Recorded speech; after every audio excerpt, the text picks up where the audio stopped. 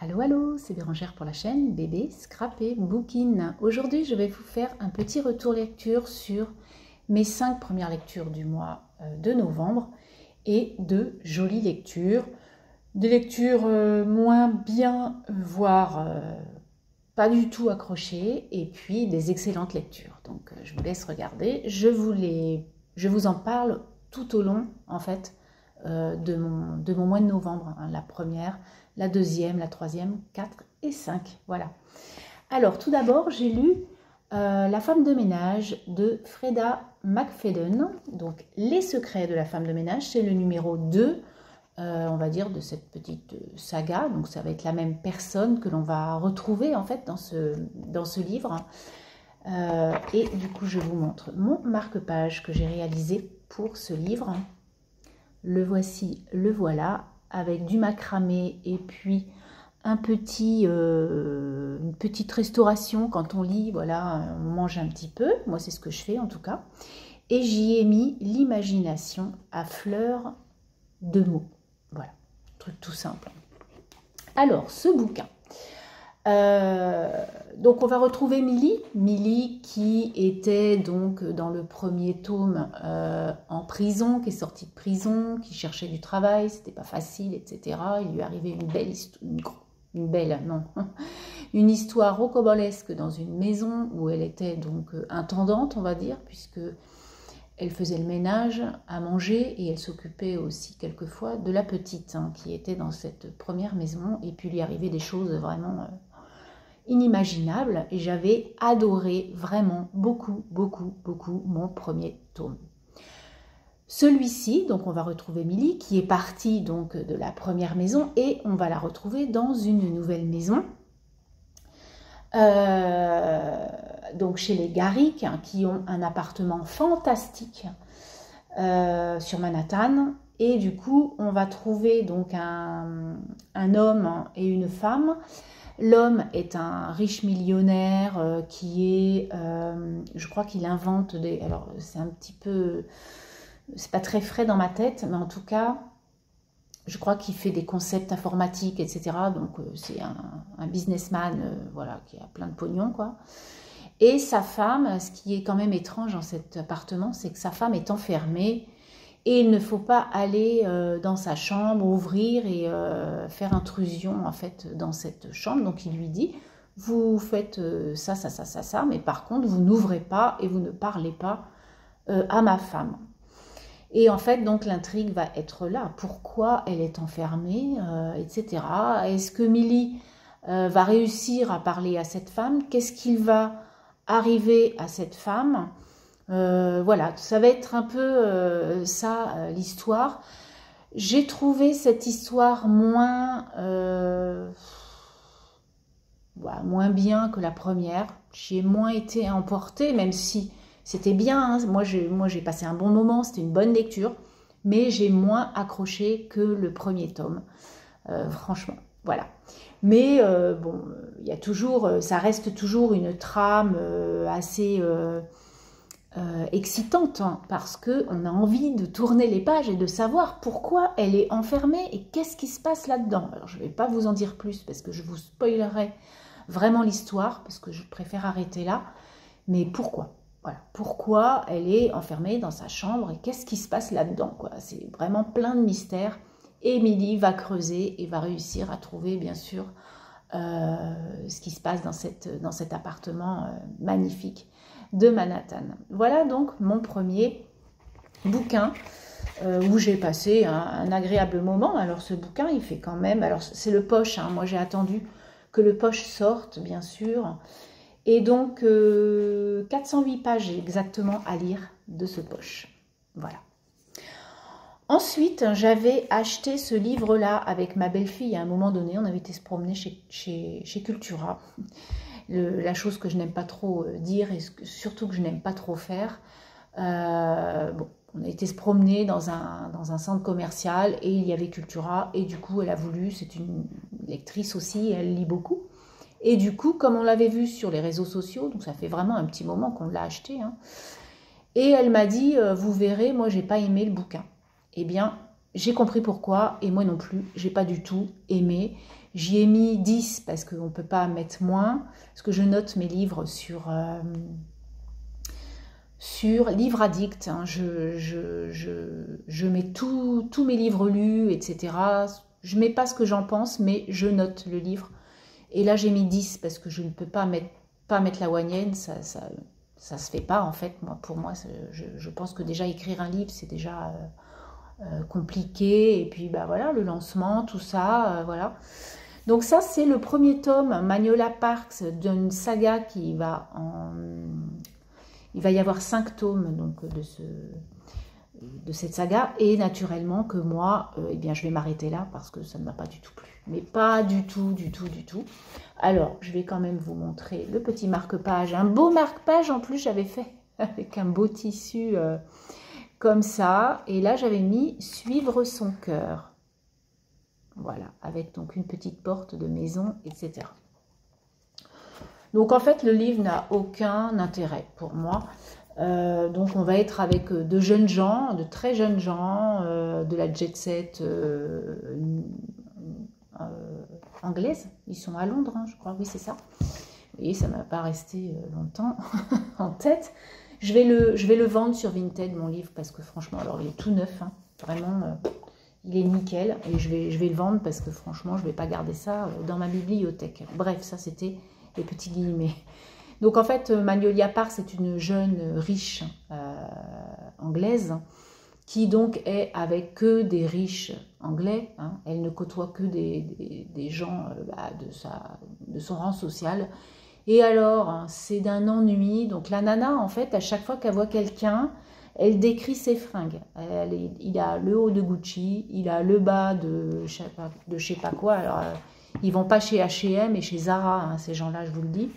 Mais je sais pas si je peux vous lire un truc.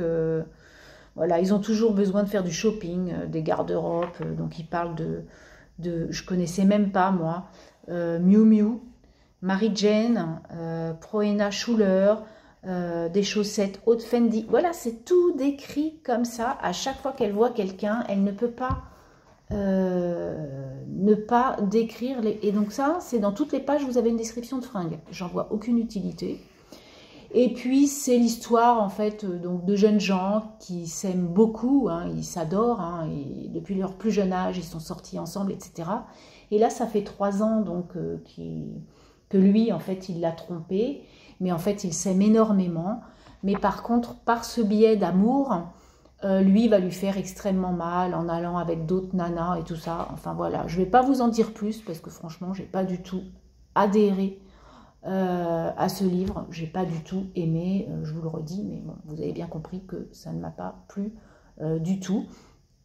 Donc il disait en fait que le phénomène TikTok ravira tous les fans de Gossip Girl. J'ai pas vu, j'ai pas vu vraiment la trame de Gossip Girl là-dedans, parce que moi, avec ma fille, on l'avait regardé, Gossip Girl, franchement, pas du tout, à part que c'est de la jet set et des enfants de riches. Voilà, c'est tout ce que j'ai vu qui relie en fait les deux histoires. Mais sinon, en aucun cas, ça m'a parlé de cette série. Voilà, c'est tout ce que je vais vous dire de ce bouquin qui m'a tenu quand même pas mal de temps parce que je m'ennuyais. Donc, et comme je suis bornée en fait pour continuer mes livres, même si je n'aime pas, c'est un problème chez moi. Je vous l'ai déjà dit, mais je vous le redis. Et du coup, il fait 535 pages. Vous imaginez 535 pages à s'ennuyer.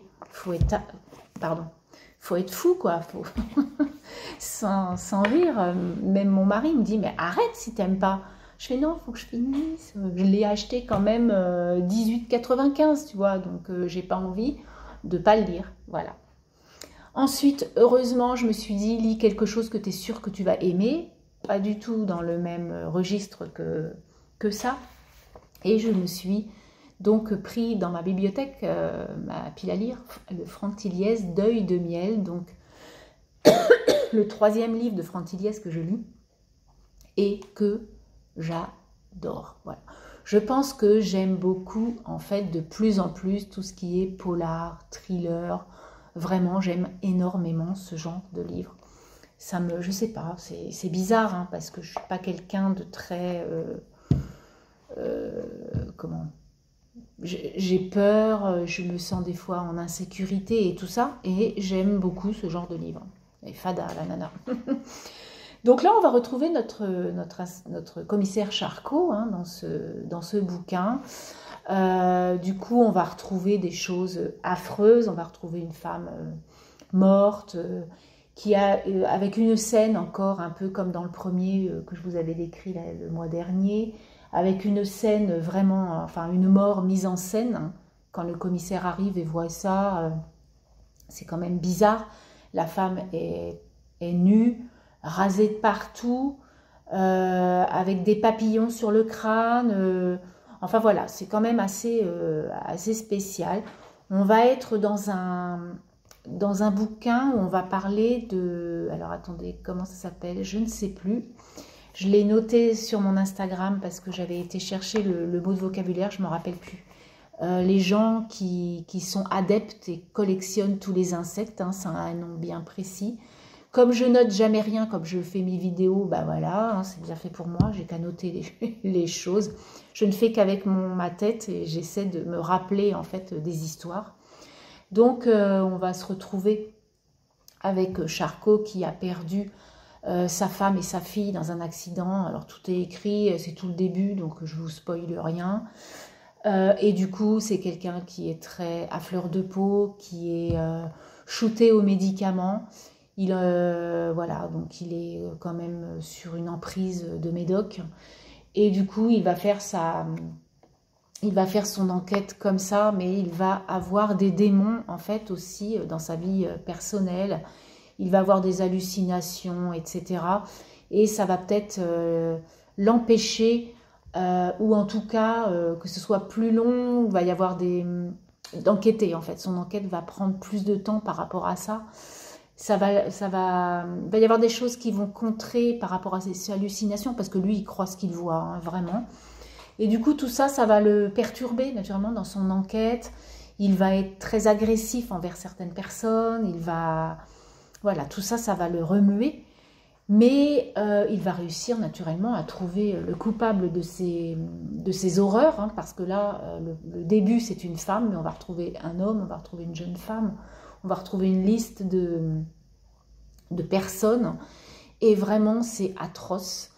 Et voilà, et moi j'adhère à ce genre de lecture qui me transporte parce que je veux trouver le coupable, parce que c'est affreux, hein. Il y a des scènes qui sont quand même terribles. Donc on va parler de ténèbres, comment, d'associations de vente d'insectes sur Paris qui se fait dans les caves, dans les sous-sols, dans les bouches de métro aseptisées. Voilà, on va être vraiment dans une atmosphère assez terrible avec des insectes aux 8 pattes que je ne supporte pas. J'ai lu des pages où j'avais des frissons dans le dos en parlant d'araignées. Même là encore, vous voyez, j'en ai froid dans le dos, j'ai horreur de ces bestioles, ça me répugne. Et du coup, c'est que ça. Il ne parle que d'insectes tout le long de son bouquin. Et du coup, ça m'a... Voilà, je voulais tourner les pages pour arrêter de trouver une bestiole, parce que voilà, et on en a beaucoup, beaucoup, beaucoup. Je vais essayer de retrouver le mot, parce que ça m'agace de ne pas vous le trouver. Alors, le mot de vocabulaire, c'est entomologiste. Voilà. Entomologiste, j'allais dire étymologiste. Oui, bon. Donc, j'ai dit, tu te tais et tu vas voir vraiment le mot parce que tu ne vas pas raconter n'importe quoi. Donc, les entomologistes, c'est les gens qui font des collections d'insectes. Et là, donc, on va être dans cet univers, mais pas que. Et vous y retrouverez donc de la barbarie, hein, parce que voilà, c'est odieux, il y a des choses odieuses, du mal, en fait. On va parler aussi de croyances, parce que naturellement, ce dingue croit à des choses. Et du coup, voilà, on va parler de tout ça. Et moi, j'ai adoré Charcot dans ce volume.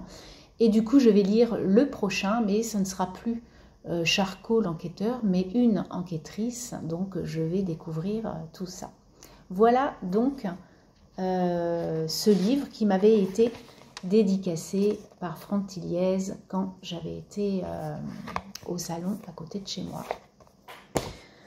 Donc une très très très bonne lecture, j'adore. Ensuite, j'ai lu, en revenant de notre petit périple avec mon mari, puisque c'était mon anniversaire le 9 novembre, le samedi 9 novembre, et du coup, vu que c'était un week-end plus le lundi 11 novembre férié, du coup, nous sommes allés à Menton. Alors, moi, je connaissais le coin, la Côte d'Azur, tout ça, mais mon mari, pas trop, il ne connaissait pas. Donc, du coup, ça nous a fait un peu... Voilà, parce que moi, ça fait quand même des années que j'avais été. Donc, c'était l'occasion aussi d'y retourner et de revoir tout ça. Et puis, naturellement, ça a changé. Et on a passé un super week-end. Nous sommes partis... on est parti le vendredi, parce qu'on a pris notre journée, et on est revenu le mardi. Parce qu'on avait repris une autre journée, voilà, pour un anniversaire, voilà. Puis ça fait quand même beaucoup de kilomètres, surtout que nous, on roule tous les deux en voiture électrique. Donc du coup, voilà, il faut s'arrêter, tranquillou, prendre son temps, etc. Bref, du coup, on est parti là-bas, et j'ai lu, tout au long de mon périple, le Franck Tilliez, et au retour, dans la voiture, j'ai lu mon bouquin entièrement. De donc Agnès Martin-Lugan, Entre mes mains, le bonheur se faufile. Donc moi j'en ai entendu beaucoup parler sur les réseaux de cette autrice. Je l'ai vue l'année dernière au salon à côté de chez moi, mais comme je ne connaissais pas trop, je ne me suis pas arrêtée à son stand, alors qu'il y avait des files, je suis sûre, de plus d'1 heure de queue. Il y avait un monde fou chez elle, donc c'est là où je me suis dit, va voir quand même... sur internet qui elle est, et donc du coup je m'étais acheté un livre qui est celui-ci, son deuxième. Je voulais prendre le premier, la librairie ne l'avait pas, donc du coup là le prochain que je m'achèterai, ça sera son premier. Mais en tout cas, celui-ci était pas mal, une belle lecture. Je ne vais pas dire que c'était super excellent, hein, mais c'était une belle lecture. J'ai passé un très bon moment dans la voiture. Donc du coup, là on va parler d'un couple. Donc elle est banquière, lui il est médecin dans un hôpital, vous imaginez bien son emploi du temps. Elle est souvent seule, hein, puisqu'il a beaucoup de gardes, etc. On l'appelle, vient tout de suite, voilà. Et du coup elle s'ennuie, voilà, elle a une vie monotone, il n'y a rien de transcendant. Alors que son rêve, quand elle était jeune, elle voulait être couturière, elle faisait des robes, des choses pour elle, pour sa famille. Elle aimait sa singère, et elle cousait des choses pour elle, mais pour les autres. Et puis, elle s'était inscrite à une école, et puis on lui a dit non. Donc du coup, son rêve était parti de sa tête.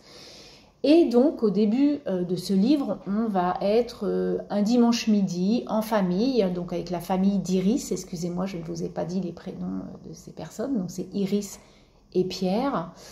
Iris donc a frère, sœur, mère, père. Donc du coup, genre on va manger le poulet chez maman le dimanche midi. Et là, elle a un de ses frères qui va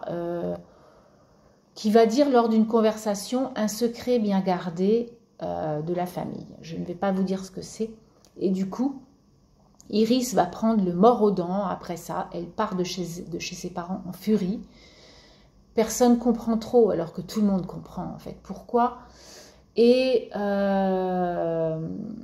là, elle va démissionner de son bouquin, elle va démissionner de son boulot, et elle va entreprendre une formation de couturière.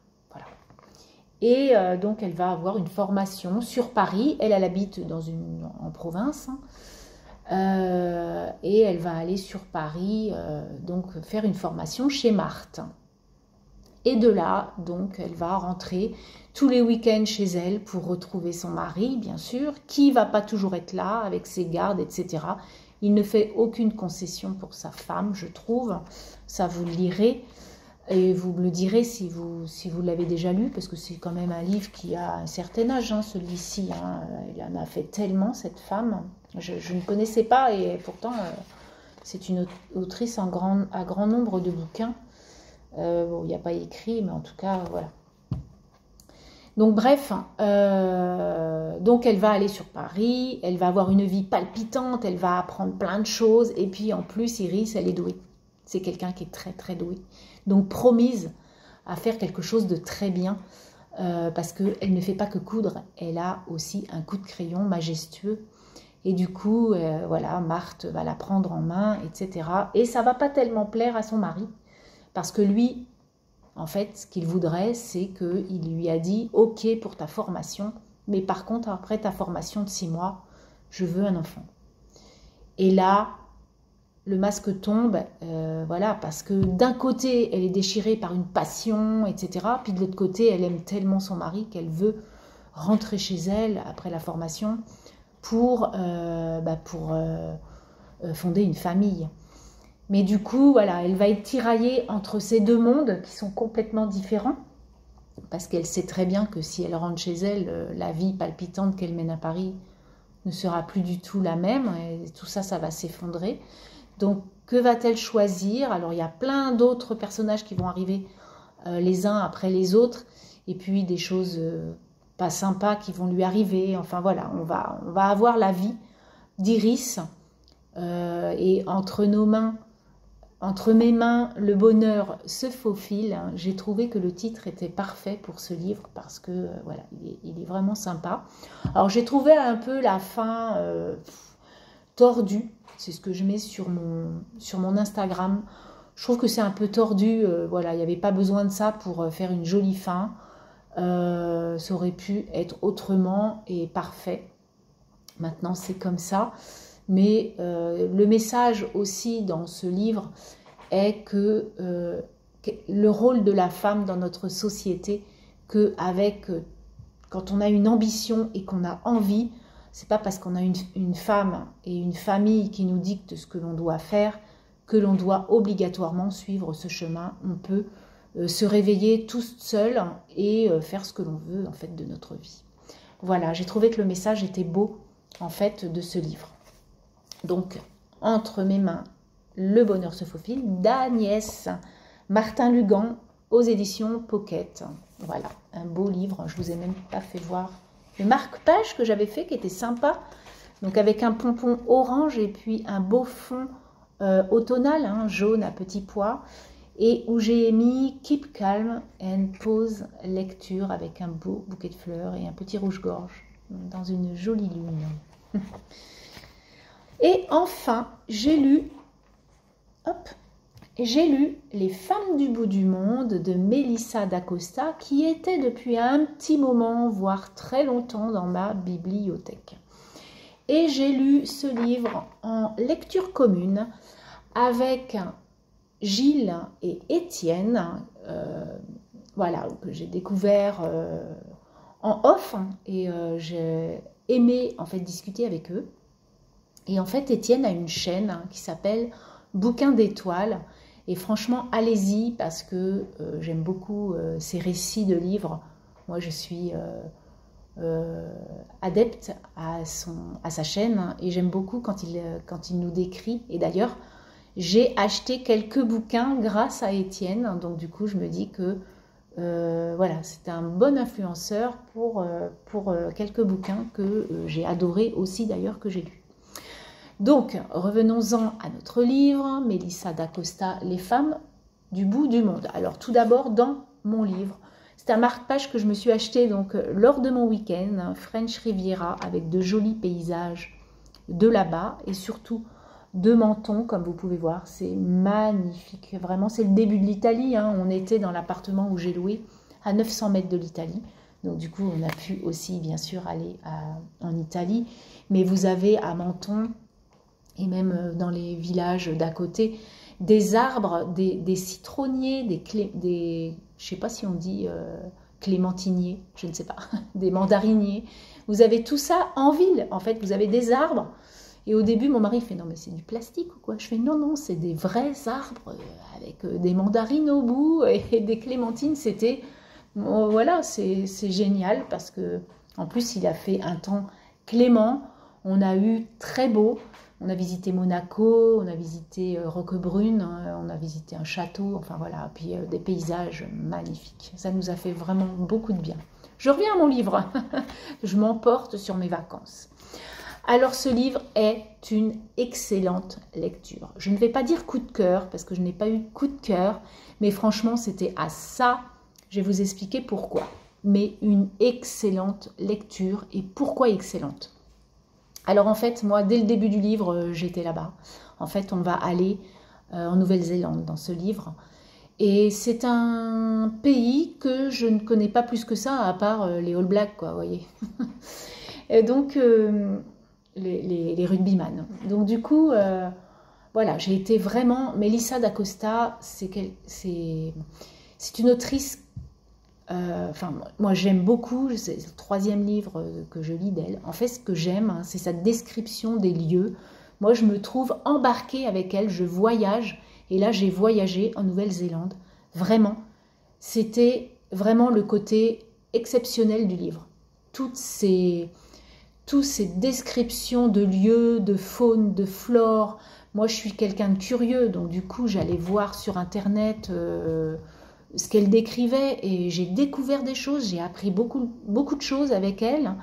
Je me suis ouverte, ça a ouvert mon esprit et j'ai vraiment aimé les descriptions de Melissa d'Acosta. Donc ici, on va retrouver donc une jeune Parisienne qui s'appelle Flore et qui est partie avec son sac à dos à l'autre bout du monde.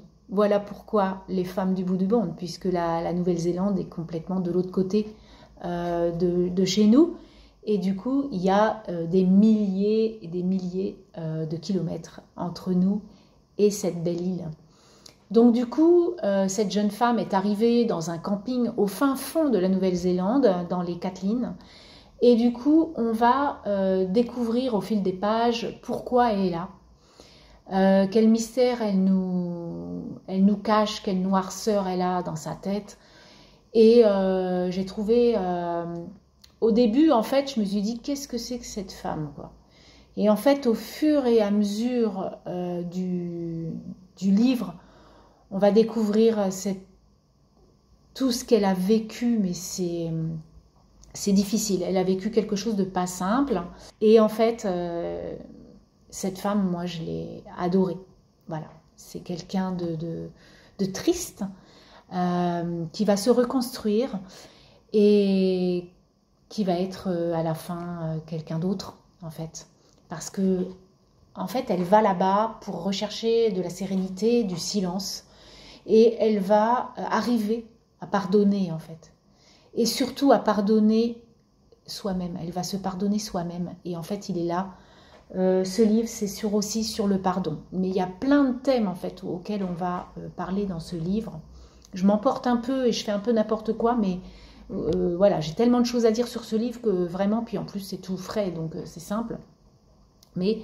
voilà, donc la première personne, c'est Flore. La deuxième, donc du coup, c'est ce que je vous ai dit tout au départ, elle va arriver dans un camping tenu par 2 femmes, qui est la maman et la fille, donc Autumn et Millie. Donc Millie a toujours vécu dans la baie, et ces 2 femmes qui sont très fortes, qui tiennent un camping à toutes les deux. Mais sans le sou, hein, ça va être compliqué pour elles. Hein, donc du coup, elles vont héberger, bien sûr. Elles sont dans un camping, donc il y a les surfeurs, il y a tous les gens, vous savez, les globetrotters, les jeunes qui font maintenant du woofing et tout ça. Ils vont être là. Des gens d'un certain âge aussi qui vont visiter, bien sûr, cette jolie île. Parce que franchement, moi, mon rêve aujourd'hui, c'est d'aller en Nouvelle-Zélande. Alors déjà, j'en avais envie, mais alors là, encore plus. Donc ça serait bien influencé aussi sur les voyages. Bref, hein, je pars de la lecture. Donc du coup, Millie est une jeune femme triste aussi, parce qu'il va y avoir une histoire avec elle. Et je ne vais pas vous raconter grand-chose de l'histoire de ce livre, mais je vais vous raconter un peu tout ce que j'ai, moi, ressenti. Et puis on va voir Autumn, donc la maman de Millie, qui a perdu son mari très tôt, puisque Millie n'a pas trop connu son père en fait. Et du coup, il va y avoir quand même des voisins. Hein. On va voir les voisins. Donc les voisins, on va voir Amaru, qui est le papa de 3 fils. Donc on va nous connaître Kay, qui était l'ami et le premier amour de Millie. Donc ils ont fait tellement de choses ensemble, ils ont découvert la baie, ils ont nagé avec les dauphins, ils ont... je ne peux pas vous décrire tout parce que franchement je mettrais 2 heures à vous lire, à vous raconter ça, mais ils ont vécu des choses magnifiques entre eux et puis c'était un peu... Parce que lui en fait, Anaru, donc le papa de Kay, a perdu sa femme aussi quand ses 3 enfants étaient jeunes. Donc du coup ils se sont... rapprochés, mais pas tant que ça, avec Autumn, mais ils s'entraidaient, puisqu'ils étaient voisins, donc ils s'entraidaient pour les enfants, pour le camping, pour les maisons, pour... voilà, donc ils s'entraidaient comme ça, juste comme ça, sans prendre la peine de se connaître très profondément. Et donc là, dans ce livre, on va donc découvrir la vie d'Autumn, la vie de Millie et la vie de Flore, qui est 3 personnages complètement différents, bien sûr, et puis il va y avoir plein de tendresse, en fait, envers ces 3 femmes. On va découvrir une baie avec des oiseaux, des pingouins. Moi, je connaissais même pas, il y avait des choses, j'ai découvert, en fait, la faune. Vraiment, c'est ce que je vous dis, j'allais voir, je connaissais pas les pingouins aux yeux jaunes, je ne connaissais pas ce pingouin. Les huîtriers, voilà, donc c'est des oiseaux à pattes rouges avec un gros bec rouge, je ne connaissais pas ça. On va connaître alors je ne me rappelle plus, mais c'est l'arbre de Noël de là-bas, le pataquana. Voilà, je note pas, c'est bien fait pour moi, je note pas, je ne vais pas aller rechercher. Mais en tout cas, cet arbre, je suis allée le voir sur Internet, c'est magnifique, donc c'est un arbre avec des feuilles rouges, enfin c'est pas des feuilles, c'est une fleur qui est rouge et plein de pistils, enfin pas de pistils mais plein de petits, comment on pourrait dire, plein de petits pics mais souples en fait de cette, voilà, on dirait un pompon en fait, des pompons un peu partout dans l'arbre et du coup ils accrochent leurs boules et leurs guirlandes à cet arbre. Moi je suis allée voir donc comment ils faisaient leur arbre de Noël et c'est vraiment... Ils mettent leur arbre et leur déco de Noël sur ces arbres. Bien sûr, là-bas, c'est l'été, hein, quand nous, on fête Noël. Donc, du coup, eh bien, ils font Noël barbecue sur la plage et ils vont nager. Voilà, ils vont tous les ans faire la même chose, en fait, parce qu'il va y avoir l'hiver chez eux qui est en été chez nous. Hein, les saisons sont inversées. Et puis on va découvrir, je vous dis, plein de tendresse dans ce livre, plein d'attention, et puis cette noirceur qu'a Flore, et on va donc découvrir son personnage au fur et à mesure. Qu'est-ce qu'elle a en elle qui fait qu'elle est si sombre? Pourquoi elle a tant de démons en elle? Qu'est-ce qui s'est passé dans sa vie? Et donc c'est plus Flore, moi, qui m'a touchée en fait dans ce livre. J'ai adoré cette jeune femme.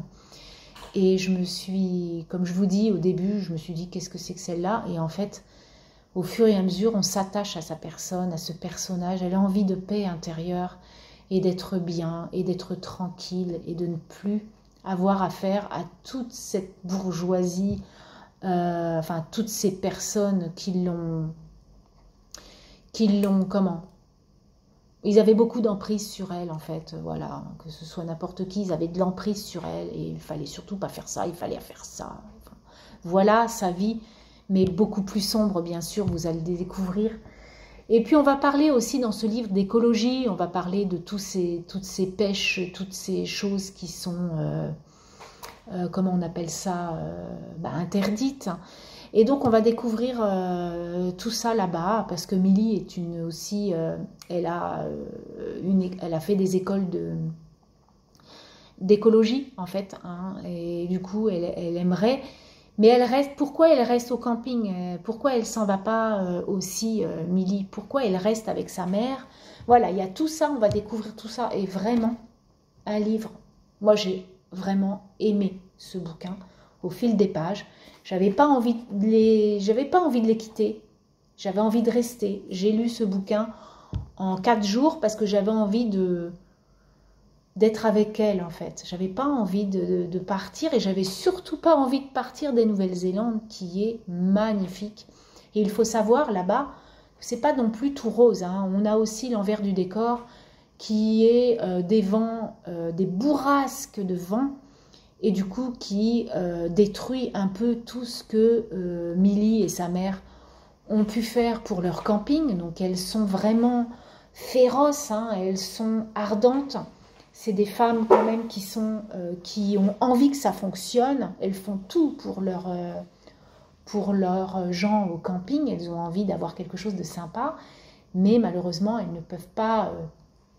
Elles n'ont pas trop d'argent, donc elles essaient tant qu'elles peuvent. Moi, j'ai trouvé que ce livre était poétique aussi. J'ai trouvé que c'était sympa. Il y avait des extraits qui étaient vraiment... je me serais crue dans des poèmes, quoi. Tellement c'était tellement bien décrit. Et puis aussi, j'ai découvert des chansons. Hein, on va découvrir des chansons. J'ai redécouvert, parce que je la connaissais, Césaria Évora. Donc c'est une chanteuse du Cap-Vert, je crois. Et là, donc, on chante, enfin, elle écrit des paroles, Flore fait découvrir à Milly cette chanteuse, et surtout une chanson, et pourquoi, vous lirez. Et j'ai trouvé, du coup, j'ai réécouté Césaria, parce que c'est quelqu'un qui m'apaise. Et en fait, je ne l'avais pas oublié, parce que c'est tout de suite revenu naturellement, mais voilà, c'est une chanteuse qui fait du bien en fait. Et les textes, parce que naturellement elle chante pas en français, hein, et les textes sont très très beaux et ont vraiment des messages en fait dans ces chansons. Et puis d'autres, hein, voilà. Alors moi sur mon Instagram, il faut savoir que dès qu'il y a une chanson dans un livre, parce que dans mon Instagram, je mets tous les jours le nombre de... c'est peut-être bête pour certaines personnes, moi ça me fait du bien, donc je le fais. Je fais un calendrier tous les mois et je mets le nombre de pages que j'ai lues, en fait, par jour. Et puis à la fin, quand j'ai fini mon livre, je mets le mois, mes lectures du mois, et je mets toutes les lectures que j'ai faites les unes après les autres. Et en musique de fond, quand il y a, je mets toujours des musiques du livre. Parce que je pense que c'est une touche en plus, quoi. Et donc du coup là j'ai pu mettre toutes les chansons qu'il y avait toutes les mélodies et les chansons qu'il y avait dans ce livre, et j'en ai découvert certaines. Voilà donc ce que je peux vous parler, ce que je peux vous dire de ce bouquin. Donc pardon, écologie, faune et flore exceptionnelle, tendresse, amour naturellement, hein, il va y avoir de l'amour parce que Melissa d'Acosta, il y a toujours un côté romanesque. Et moi en fait alors je vais vous expliquer pourquoi je trouve que c'est une excellente lecture et pas un coup de cœur. C'est parce qu'il y a plusieurs, alors je vais dire 3. Il y a 3 chapitres où j'ai trouvé que c'était long. Voilà, j'ai trouvé que c'était long. Je revenais même sur ma lecture tellement j'avais oublié le début de la page parce que je trouvais ça long. Bon, après c'est comme ça. Sinon, vraiment, c'est palpitant. Comme je vous dis, on découvre vraiment l'autre bout du monde avec ces 3 femmes qui m'ont conquise d'aller découvrir donc Sub Point, les Kathleens, et puis toutes les villes qu'elles décrivent. Voilà, moi, chaque ville, j'allais voir à quoi ça ressemblait. C'est génial, voilà. Alors, il ne faut pas oublier que, ça je l'ai pas dit, et pourtant c'est très important, Milly et Autumn sont là parce qu'il y a eu des colons qui sont arrivés d'Écosse, et du coup elles sont blanches, voilà. Et il y a Kay et Anaru, eux qui sont Maoris, donc qui sont nés sur les terres, et en fait on a Anaru aussi qui va nous expliquer, ça m'a beaucoup plu, les légendes de la Nouvelle-Zélande, les légendes de ce peuple, parce que voilà, c'est très légendé, mais moi, ça m'a fait du bien. Il raconte ces histoires. Vous savez, j'imaginais le feu de bois et puis tout le monde autour qui écoutait la personne plus âgée raconter toutes ces histoires de son pays. Et j'ai adoré ce côté-là d'Anaru. Ça m'a beaucoup plu. Voilà, donc ce que je peux vous dire de ce livre, c'est un peu méli-mélo, hein, ce que je vous ai raconté, mais Mais voilà, je ne savais pas comment... comme je vous dis, moi je note rien, donc du coup, je n'ai pas du tout de sens à mes retours de lecture. Mais en tout cas, j'espère que ça vous aura plu, en tout cas. Et qu'un des 5 livres... Alors bon, j'imagine que celui-là, vous me direz s'il vous a plu, parce que ça m'interpelle quand même. Je me dis, s'il est là et s'il y a eu 5 tomes, c'est que certaines personnes l'aiment, c'est obligé. Donc vous me direz ce que vous motiverait, ce que vous aimeriez lire. Voilà, si vous êtes plutôt thriller, si vous êtes plutôt romance, si vous êtes plutôt voyage, ça m'intéresse. Voilà, donc ce que je peux vous dire de tout ça. Je vais remettre un peu pour que vous voyez tous les bouquins de ma pile. Sur ce, je vous laisse. Je vous souhaite une belle semaine, comme à chaque fois. Et je vous dis à très très bientôt. Bye bye.